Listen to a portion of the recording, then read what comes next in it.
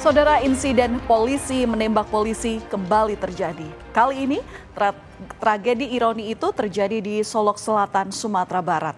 Seorang perwira polisi Kasat Reskrim Polres Solok AKP Rianto Ulil Ansar tewas ditembak oleh rekannya sendiri AKP Dadang Iskandar yang merupakan kepala bagian operasional Polres Solok Selatan. Tambang ilegal galian C diduga menjadi biang kerok sampai hati pelaku melakukan tindakan sadis itu. Kasus ini pun membuka borok adanya dugaan mafia di balik suburnya tambang ilegal di tanah Sumatera Barat. Apa yang saya rasakan dengan kejadian ini yang saya rasakan adalah rasa sakit yang luar biasa. Kehilangan, marah, kecewa dengan apa yang saya hadapi. Saya merasa saya tidak percaya, tapi ini kenyataan yang saya harus hadapi. Yang saya merasa anak saya sudah tidak ada. Dan karena itu harapan saya setelah sidang kode etik dan setelah dipecat sebagai polisi, selanjutnya akan disidang. Harapan saya, karena anak saya sudah dihilangkan nyawanya dengan cara yang keji, dengan cara yang sadis, tidak berkemanusiaan, harapan saya ia juga mendapatkan hukuman yang setimpal, yaitu hukuman mati.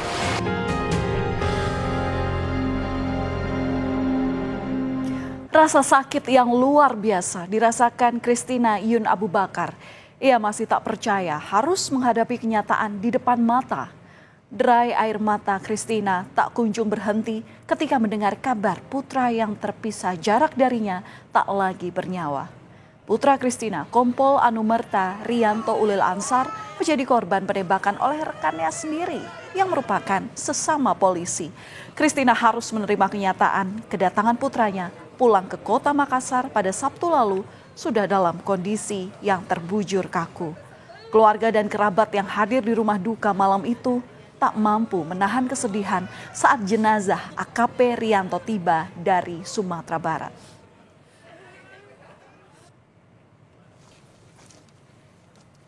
Sampailah AKP Rianto di tempat peristirahatannya yang terakhir. AKP Rianto dikebumikan di tempat pemakaman Sirina PC Sudiang, Kota Makassar pada hari Minggu. Pelepasan almarhum AKP Rianto dipimpin langsung oleh Kapolda Sulawesi Selatan Irjen Yudiawan. Keluarga pun harus kehilangan sosok yang sangat berintegritas. Keluarga meminta keadilan ditegakkan bagi Rian. Sebagai penghormatan terakhir, Kapolri Jenderal Listio Sigit Prabowo memberikan kenaikan pangkat luar biasa Anumerta. Kompol Anumerta Rianto Ulil Ansar dinyatakan gugur saat melaksanakan tugas. Namun dia gugur justru di tempat yang seharusnya dia merasa aman. Seharusnya dia merasa nyaman di sana. Dalam arti bahwa di Polres harusnya sangat aman. Sehingga dia tidak waspada. Tidak waspada. Sama sekali tidak. Aduh. Jadi mohon kami keluarga besar, saya mewakili, saya mengharapkan Bapak Kapolri dan seluruh jajarannya untuk benar-benar menegakkan keadilan, terutama untuk Ananda Rian. Kami mohon jangan kalah. Saudara, sosok AKP Rianto di mata keluarga merupakan sosok yang baik, penyayang, dan menjadi panutan bagi keluarga. Almarhum dikenal sebagai sosok yang sangat peduli, tidak hanya dengan keluarga, tetapi juga kepada rekan kerja. Kompol Anumerta Arianto Ulil Ansar menjabat sebagai Kepala Satuan Reskrim di Polres Solok Selatan, Sumatera Barat. Almarhum di sini merupakan kelulusan Akademi Kepolisian tahun 2012. Sebelum menembakkan, Rianto sempat berpesan kepada orang tuanya untuk minta didoakan karena menjalani tugas yang cukup berat. Rianto pun sempat bertanya kepada sang ibu apakah sang ibu mengizinkan jika dirinya keluar dari polisi. Anak saya anak yang baik, yang sayang keluarga, yang selalu peduli dengan keluarga. Dan banyak orang yang mengatakan dia baik, anak yang baik. Seperti itu, tetangga-tetangga, ya teman-temannya, ya merasa bahwa Rian orang yang baik. Tapi saya mengalami, saya sebagai ibunya, dia adalah orang yang peduli, dia adalah anak yang peduli dengan keluarga, bahkan peduli dengan banyak orang. Itu yang saya tahu anak saya. Iya.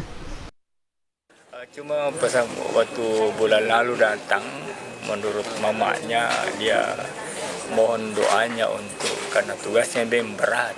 Oh, berat di sana. Berat dia bilang. Keluh kesahnya tidak disampaikan. Enggak, dia cuma bangun itu juga dekat dengan keluarga lain bahwa doakan saya.